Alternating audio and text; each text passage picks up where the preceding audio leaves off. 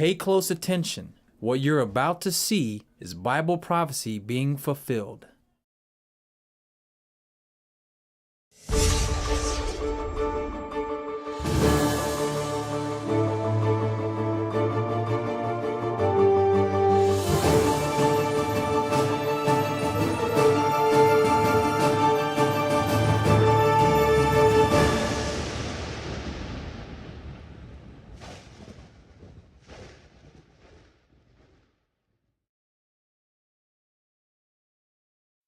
Welcome to another edition of YPN News, bringing you news as it relates to Bible prophecy and foretold by Yeshua Hawkins. Well, we have students wanting education instead of war, Zika on the rise in the U.S., and how addictions affect the way your brain works. Of course, these are just some of the events that we have for you in today's report. But we start our report off with an interview that a young lady named Darletta Scruggs had with Fox's Neil Cavuto, who was protesting, that is, she was, the student debt. Now, during the interview, she expressed her desire to see more money put towards making education more accessible rather than putting that money towards war. Take a look at what she had to say. When we talk about taxing the 1%, and I did see the previous interview you did where you said the 1% is anyone making above $250,000 or more, I would completely disagree with you and what you think the 1% is. But when we say the 1%, we're talking about those that are making billions of dollars, particularly off of industries like private prisons.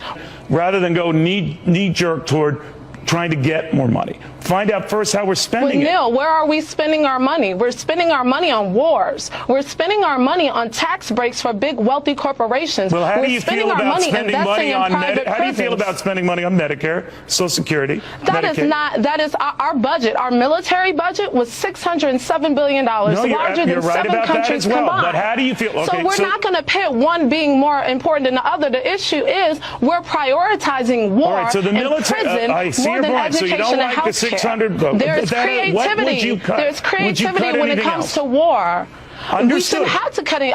It shouldn't be a question of cutting things. There's money there. If we can pull $1 trillion to say, oh, we need more nuclear weapons, then obviously there's money lying around that can be used to pay for education. The fact that I have to get on here and argue for education is asinine. But let's say we wiped out all defense spending.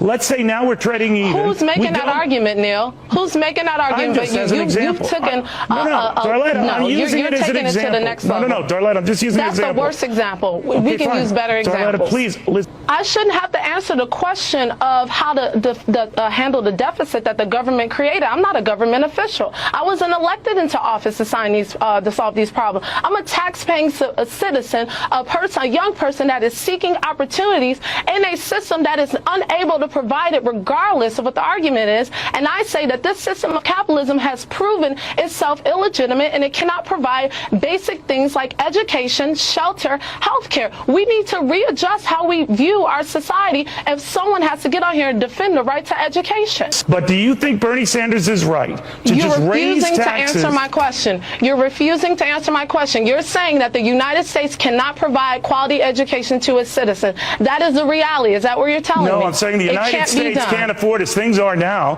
to pay for college for everybody without paying through the nose and taxing a lot. Prioritize. We can set our focus. Well, I'm saying, Darletta, before we talk about raising taxes, let's focus on where our tax money's already going. No one said anything about raising taxes but you, Neil. And the rich and the banks pay more. But when you say raising taxes, you want your viewers who are crunched financially to feel like taxes are going to be raised on them. When I say raising taxes, I'm talking about bankers. I'm talking about the 0.01%, the Rothschilds, the Waltons, hedge fund billionaires. We're talking about two different people here. Before we decide on trying to give the government more money, let's find out what the hell it's doing with the money it has, right?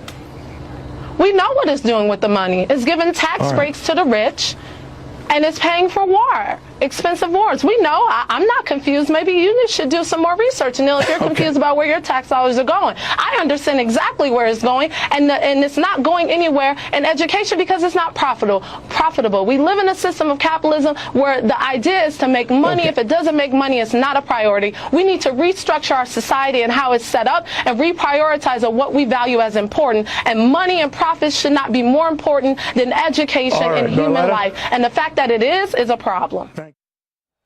She makes a lot of great points, especially on how we need education instead of putting all that funding towards war. That's right. Well, NATO has finalized its military buildup plans to counter what they call Russia's aggression. NATO's chief said that they will deploy more troops to Eastern Europe as part of a deter and dialogue strategy.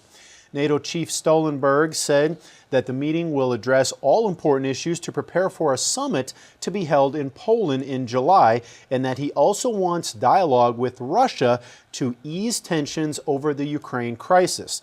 Now, Moscow accuses NATO and the Western Alliance of returning to a Cold War mindset of mutual suspicion and military competition. Well, recently, the Saudi Arabian foreign minister spoke on the Syrian conflict, which, as we know, is an ongoing conflict. In a press interview, he said regarding a recent meeting that was held in Vienna to discuss the issue, he said, the countries that support the Syrian opposition said that they will continue to do so and have no intention of turning in a different direction. And also that during that meeting, it was made clear that Bashar al-Assad has two choices. He said he can be removed by a political process or he can be removed by force.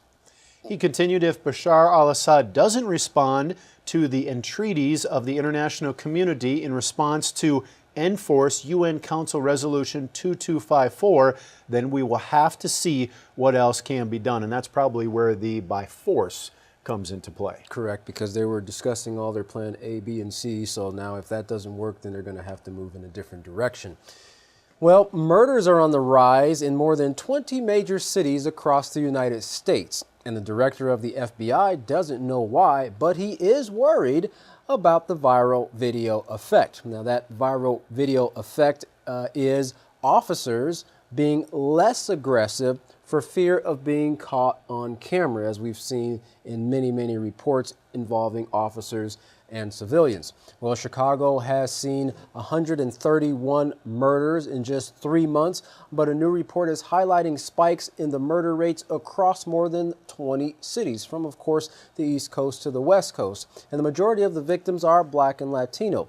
Now, FBI Director James Comey says something is occurring, but he doesn't know what it is. So, you know, there's no answers as of now as to why these murder rates are on the rise, but the facts are there that they are increasing.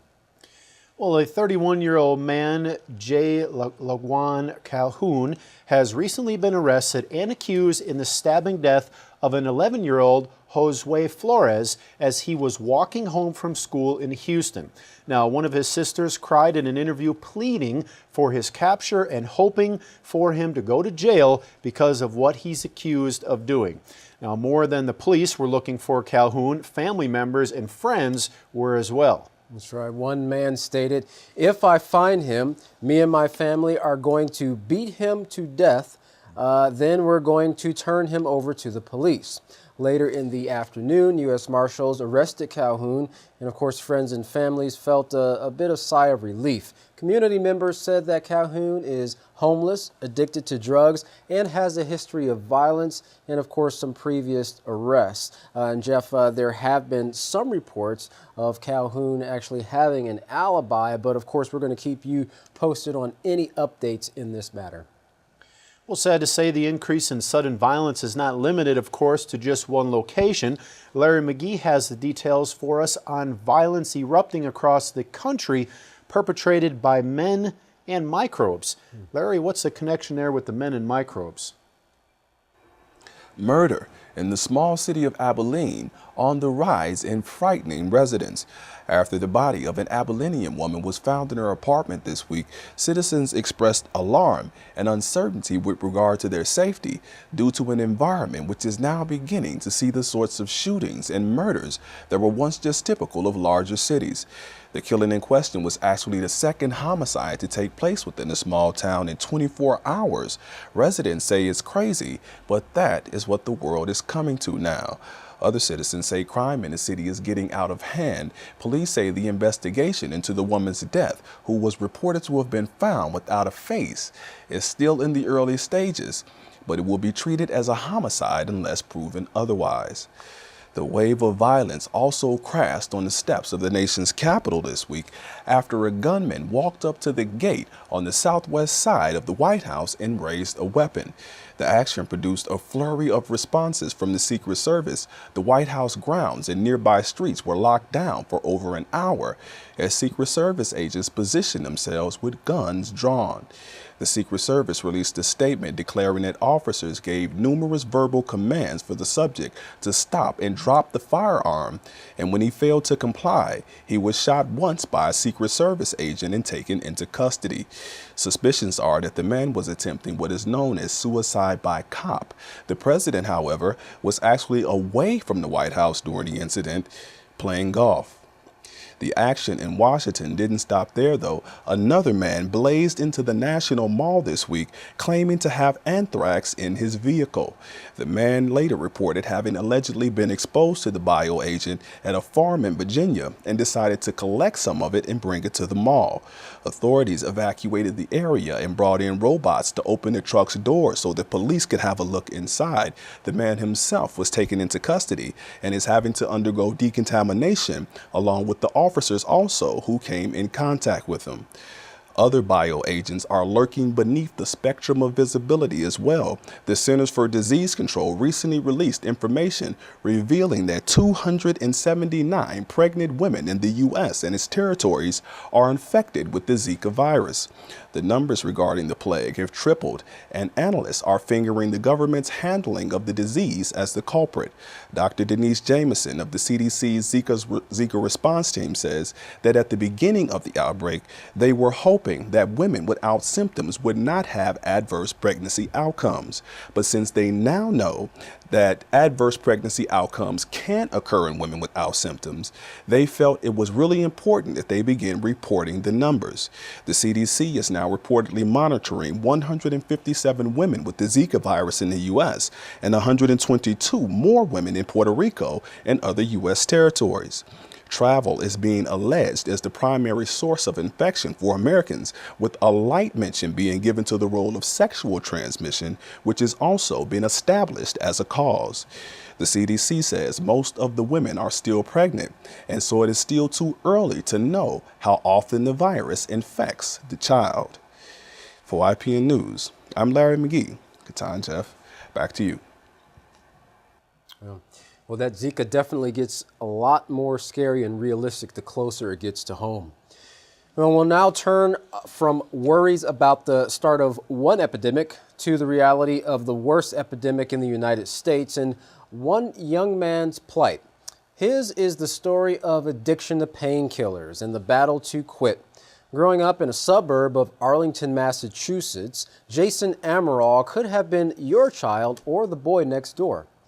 Well, sadly, according to a new survey recently released by the Kaiser Family Foundation, 44% of Americans know someone who has been addicted to prescription painkillers. Now, that's nearly half of the population. So truly, Katan, we can see that this is an epidemic of epic proportions. That's right.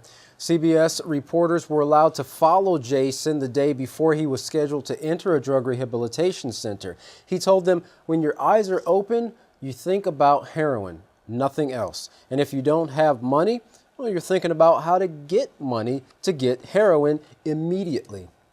Amaral began hunting the drug at 7:30 in the morning in downtown Boston. First, he had to get money to buy the heroin. He called numerous people, finally begging his aunt from Florida to wire $30 to him. She sent the money. Then he hopped a train to meet a friend who gave him a few pills of Clozapine. Clozapine is an anti-anxiety medication which addicts say takes the edge off the urge to do heroin. Amaral went to City Hall to do his drugs in a basement bathroom. Now, the reason he chose City Hall is because most public bathrooms are closed due to the high drug use in the area. Well, by noon, Jason was back on the streets, high off some heroin he had bought from friends. Now, he was back to looking for how to make more money, of course, to buy more drugs. But this wasn't the life Jason knew. Growing up, he lived with his single mother and younger brother, Andrew. The two boys experienced a fairly normal childhood, but at the age of 11, Jason's mother died of cancer, and the boys moved in with their father. It wasn't until college, however, that Jason started experimenting with the pain pill Oxycontin, and that soon led to heroin, and that's where his addiction began. Interesting. On any given day, Jason could be on multiple drugs like clozapine, heroin, Xanax, cocaine, or crack. No matter what it is, he's always looking for the next high. The night before he was supposed to go to rehab, the reporters found him at a friend's house. The two were preparing heroin mixed with another powerful drug, fentanyl. They got ready to take the drug as the friend's 3-year-old child actually watched TV in the next room. Well, just then, Jason got a call from his younger brother, Andrew. Andrew also became an addict, but was in a detox clinic. Now, he called to tell his brother he was going to drop out of the clinic. Jason told him to stay with it and encouraged him that he himself was going to rehab the next day to get off of drugs. But while he pleaded with his brother to get help, he couldn't help himself. Overcome with emotion from the phone call, he hesitated, but then proceeded to shoot after only a few moments. After a few hours of going in and out of consciousness, Jason shot up again, snorted more pills, and saved some heroin for later. At this point, Jason's best friend, Mike Dugan, arrived to take him home. Now, Mike, a recovering addict, has been clean for 7 years. Now, that next morning, he was going to take his friend to rehab. Mike warns his friend, Jason, that going to rehab and staying with it is important, telling him it's life or death. Like, you will die if you don't get it this time. It just really is what it comes down to.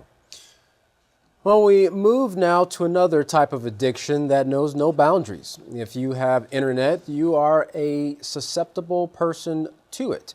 If you are a parent, you may have concerns about your child's internet use, and you have reason to be concerned. A young person with lots of free time on their hands and a computer or cell phone with internet access will gravitate towards this form of entertainment and socializing. But can they become addicted? Well, experts agree they certainly can, and the effects are harmful. Dr. Douglas Gentile, director of the Media Research Lab at Iowa State University, reports almost 1 out of every 10 youth gamers shows enough symptoms of damage to their school, family, and psychological functioning to merit serious concern. But beyond gaming, children are filling their free time with other internet activities, social networking, instant messaging, blogging, downloading, etc. Children who may be at a higher risk for addiction are those who might have deep-seated emotional or behavioral problems. Well, Dr. Kimberly Young, a director of the Center for Internet Addiction Recovery, identified the following potential warning signs for children who may be on the road to internet addiction.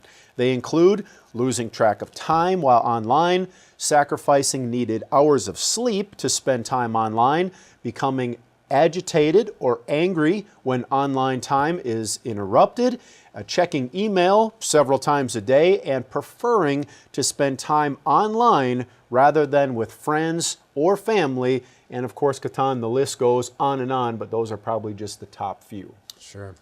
But children are not the only ones vulnerable to internet addiction. Have you ever wondered if your personal choices ever matter to society as a whole? Have you considered that spending time on social media as opposed to face-to-face interactions could have an effect on your brain? And why can't you seem to pull yourself away from the computer screen when an animal is doing some crazy or cute antics on a YouTube video? Well, the following videos show how decisions to look at pornography or spend large amounts of time participating in social media or other internet activities can and will affect your brain, which impacts how you as a person contribute in society. Overloading on internet use and especially viewing any kind of pornography alters the brain just like taking a drug. The result of all this technology at our fingertips, well, what is it? It changes how we learn, what we store in our long-term memory, and what choices we will make in the future.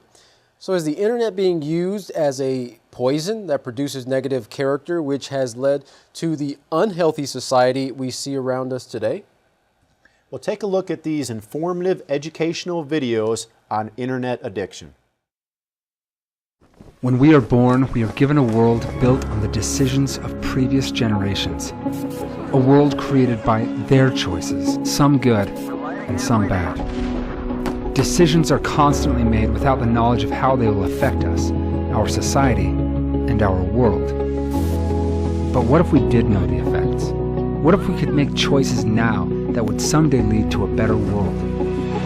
Every person has a choice. We choose what we buy, what we wear, what we say, and what we do. These choices contribute to an ever-growing swell that drives the course of society, eventually defining an entire generation. But it all starts with one choice from one person. 2 generations ago, society began making choices that have shaped today's understanding of pornography. In 1948, Dr. Alfred Kinsey published a best-selling book that suggested that all forms of sexual behavior should be normalized and that people should pursue all sexual urges regardless of age. Businessmen capitalized on this new idea and porn magazines hit the newsstands. Many became convinced that it was cool, harmless, and a gentleman's pursuit. Then, in 1993, came the internet. And like a tidal wave, pornography flooded the World Wide Web as a generation became consumed. And now, for the first time in history, hardcore pornography can be accessed from anywhere and at any time. So what does this mean for our generation? Through new innovations in brain technology, psychology, and sociology, we now know the truth about pornography.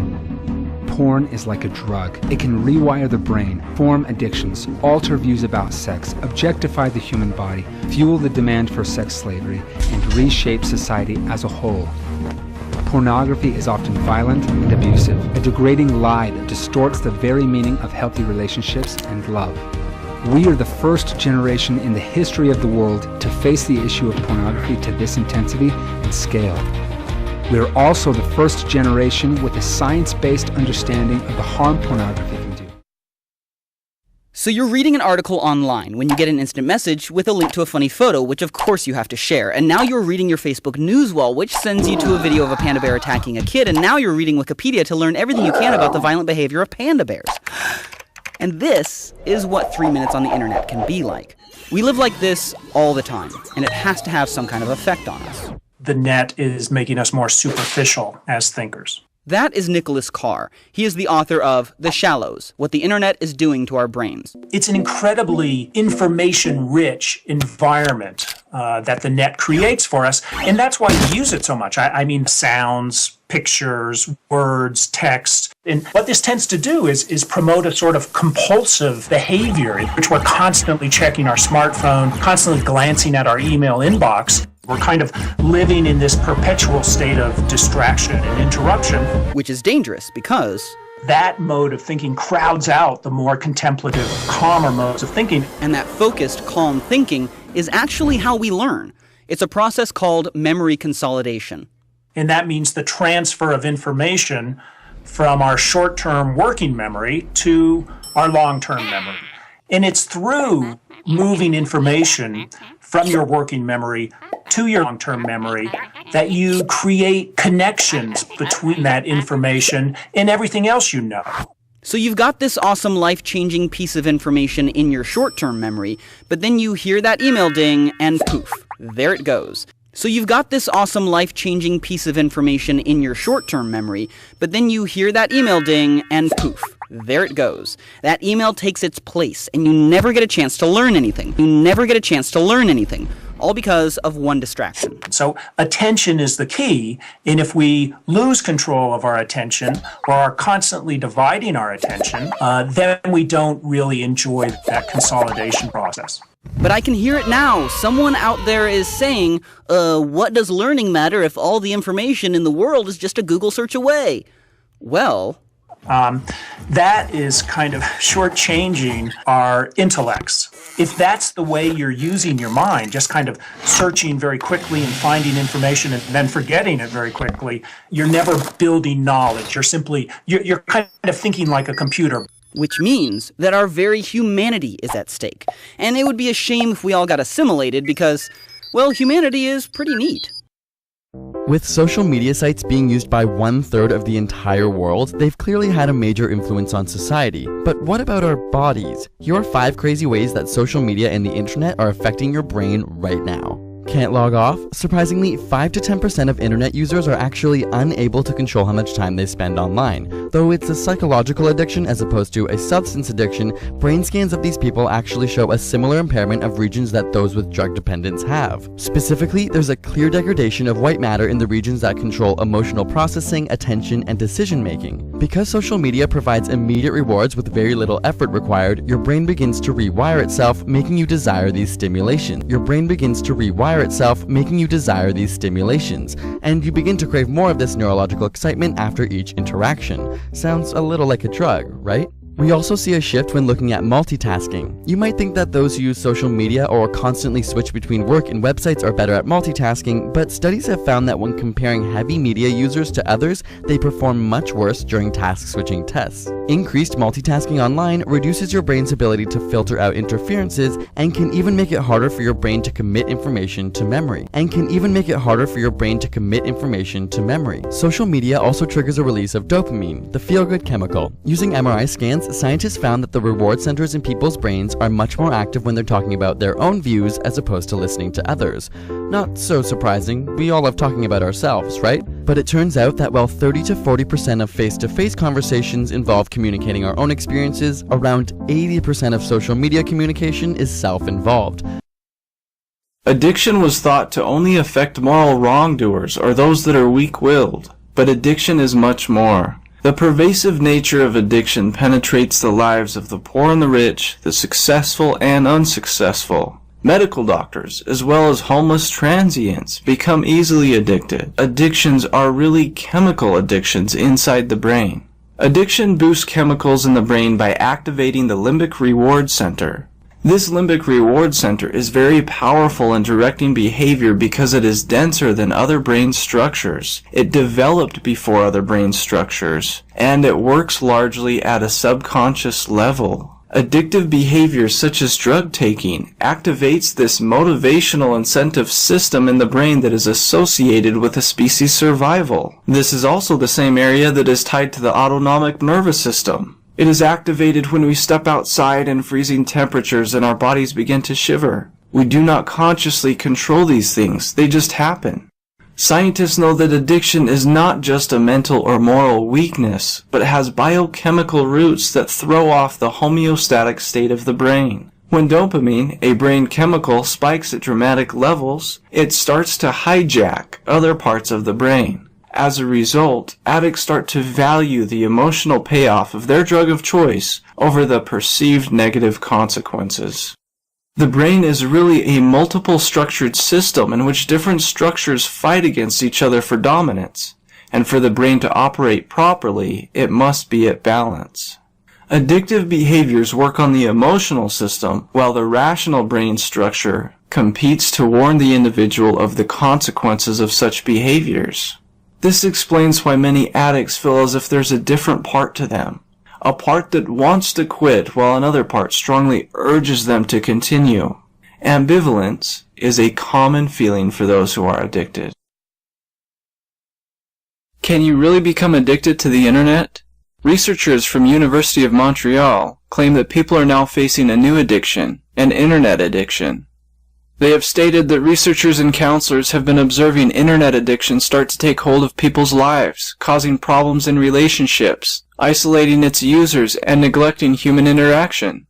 One researcher from the University of Montreal stated, "We know of serious cases in which teenagers don't leave the house, don't have interpersonal relationships, and have been isolated in front of their computer screen for the past 2 or 3 years, and only speak in the language of their characters they play within their network video games." Internet addiction can be like any other addiction. It has a compulsive nature to it, in which individuals start to have strong urges about hopping onto the internet, checking their cell phones and emails, and using computers for non-essential purposes. With all the apps and social media sites immediately accessible on smartphones, this contributes to the pervasive nature of internet addiction. Facebook and WhatsApp are some of the most popular, where individuals can spend excessive amounts of time online sharing photos, playing games, and chatting to the point where they are not able to stop. But what's more is that researcher David Burt Wilt found that there are often coexisting disorders with those that are addicted to the internet and cell phone apps. These conditions, he found, mostly include depression and anxiety disorders. Additionally, this study compared 25 individuals with internet addiction to 25 individuals that were addicted to alcohol. Surprisingly, the results show stark similarities. Internet addiction affects individuals that have high rates of comorbidity, which are additional or coexisting disorders. Additionally, in a large-scale study at the University of Leeds, researchers found that people who spend large amounts of time on the internet are more likely to have symptoms of depression. In fact, researchers found that there's evidence that internet users can develop a compulsive internet habit where they start to replace the real-life relationships of real people for online social networking. This, as researchers found, can have a great impact on one's mental health.